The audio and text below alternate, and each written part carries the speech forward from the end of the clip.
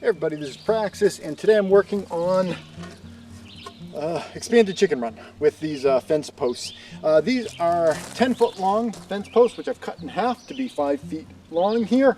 And the reason I'm not going to set them in at their full depth is because I don't actually want to have any of this pressure treated post into the ground. Now I know the idea of pressure treating wood makes it so that you can put it down in the ground and it's not going to rot out as soon as it would otherwise, but still they'll have a life, and the more that you can keep even pressure treated wood out of ground contact, the longer then it's going to last. And also, if I'm going to be growing plants around here, like maybe crops or chickens are going to be eating weeds, I don't want to have pressure treated wood, which is essentially impregnated with poison, touching the ground soil, and then the plants uptake that toxin, it goes into the chickens, goes into us. So I want to keep these separated from the ground. And the way that I'm doing that is I am attaching them to these metal posts. I'm going to be drilling a hole up inside. This is going to slide up into the post about 8 inches or so, and then the bottom of this is going to be put down into the ground and set in concrete, and there'll be a little bit of a gap between the ground and the concrete and where the post is.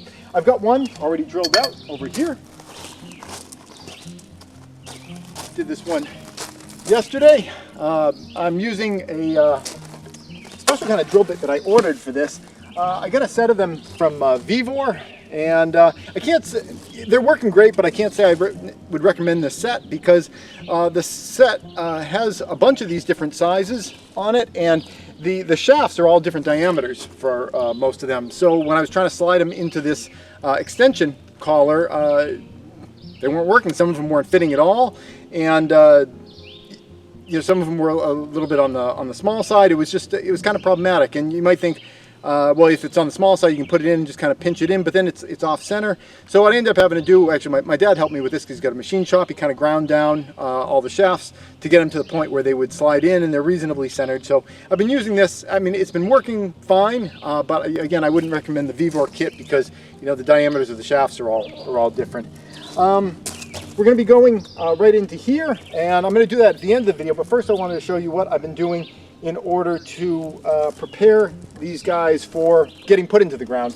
Because when you cut into these, you'll oftentimes notice that the pressure treating only goes so far into it. It's not particularly pronounced on this, but on a lot of them you'll see kind of the staining of the chemical going in, but the core isn't particularly penetrated with the material. So what I've been doing, thanks BB, what I've been doing is putting some water sealing on the inside there. I've just got some oil-based seal here in this jar, and the way I've been getting in there is just pouring it in and then pouring it back out. So I'm going to set this down here. I don't want to be getting dirt into it. And how do I want to orientate this? Okay, here we go. So I'm just going to pour some of this stuff in. All right, there we go. Maybe a little bit more. All right, there we go. And get the rest to kind of absorb into the wood here. Ultimately, I'm going to be painting the entire post with this stuff. What I do with this, I just tilt it until I can see the liquid starting to come up near the end. And the pool of liquid. Okay, there's the pool of liquid. And now I'm just rotating it so that the pool of liquid touches everything and really soaks in. So I have swirled it all around the sides, and I'll take the excess and just dump it into here. I don't like doing it on my boulders here. I don't want to spill on my rocks and make a stain. Let's see if I can just hit it. There we go.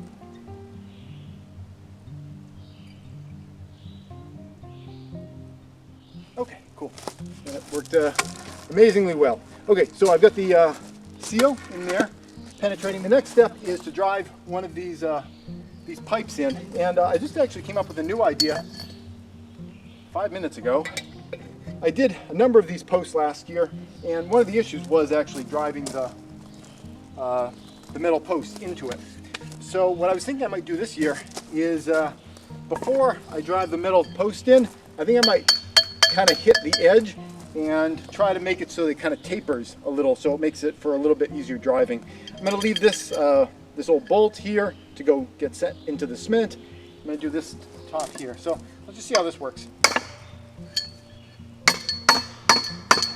I'm not going to be able to get it to bend a ton, but maybe some. Just kind of taking those burrs off. The process worked pretty well last year. I'm always looking for improvements. Okay, so I mostly just took off the burrs, and what I'm going to do now is just try to tap this into the top there.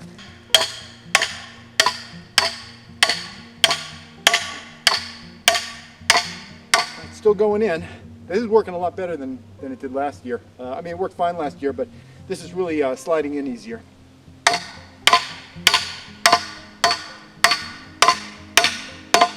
Okay, it looks like it's seated there. So we got one all set. So the next step I'm going to do, once I get all these with pipes in them, is I'll be sealing all of them. And then the last step before I install them is I've got these hose clamps. And I'm going to be sliding the hose clamps down onto them and tightening them down, just if there's any kind of expansion or contraction with swelling up with water or heat or cold or anything like this, that'll kind of keep the wood from splintering out on the bottom. I'm not sure how helpful this is or how effective this is, but it's something I'm trying this year. Now, one other thing I want to mention is as it regards the straightness of this pipe. This pipe's kind of going in like this, then the post kind of goes off the side, so this is not directly in line with the center axis of the post, but there's not actually a problem, because the way that I am putting these into the ground is I'm flipping them upside down like this.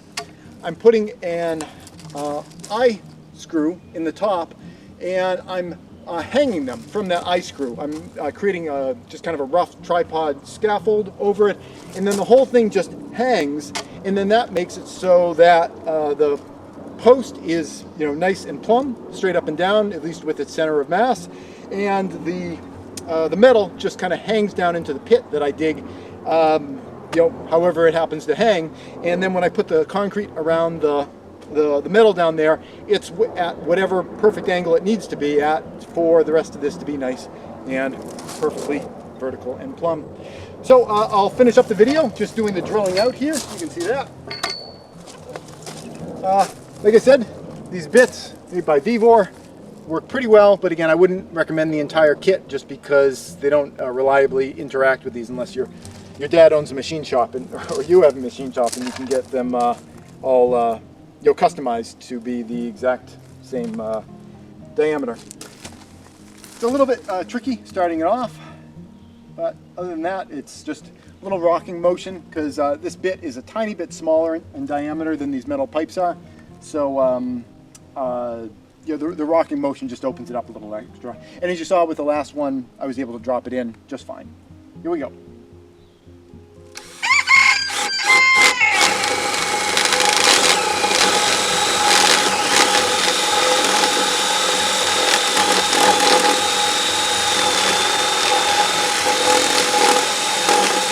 So that is the assembly that I'm going to be putting into a hole in the ground right over here. I used a post hole digger to dig, I think it's like a 7-inch diameter hole down into the ground, and then I built this kind of tripod setup. It's just got a couple legs on the front, there's a plate that holds them together, and there's a free leg in the back that just kind of tucks up into a notch that I've got on the back side over here, and I use that to temporarily hang this Plum Bob here. Now this is it's not only a Plum Bob. This is the type of thing that you can use for snapping a chalk line.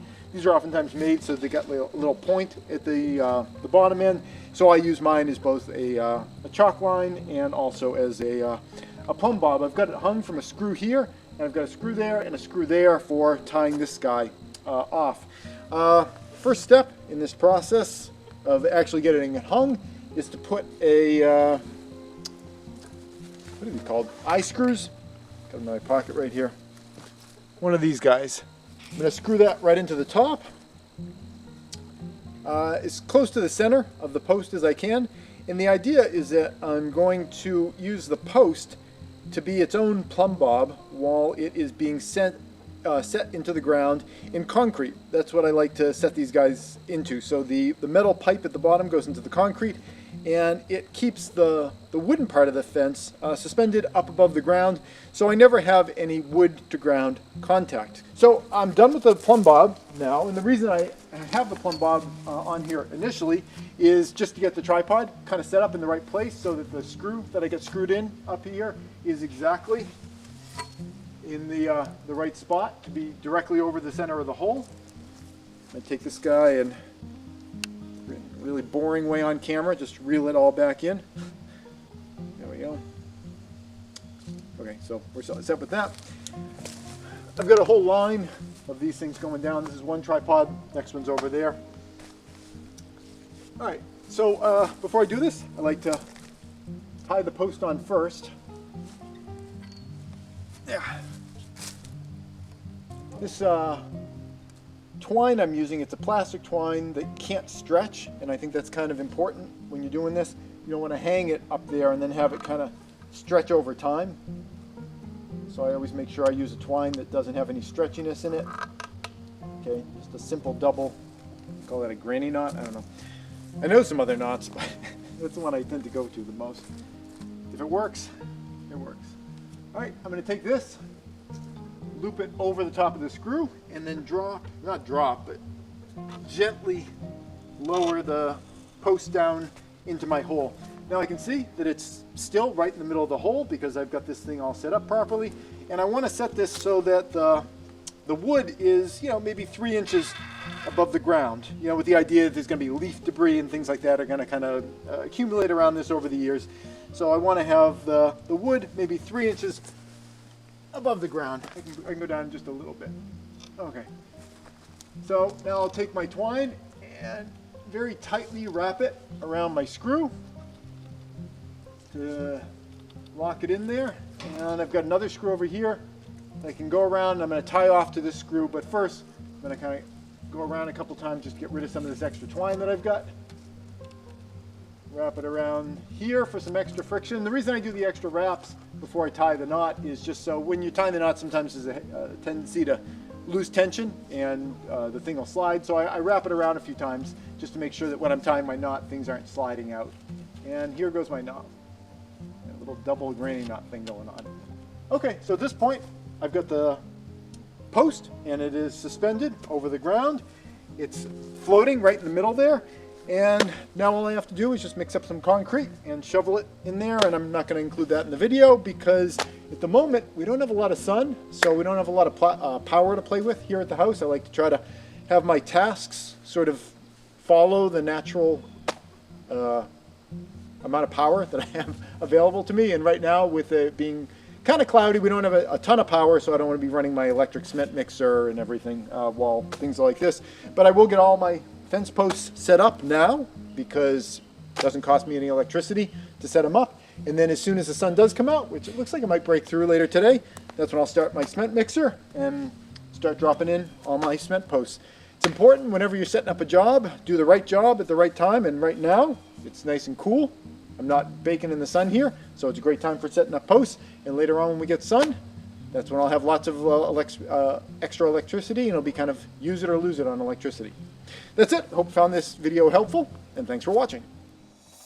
Please subscribe for new videos all the time, and if you'd like to support this channel, you can do so either through Patreon or PayPal.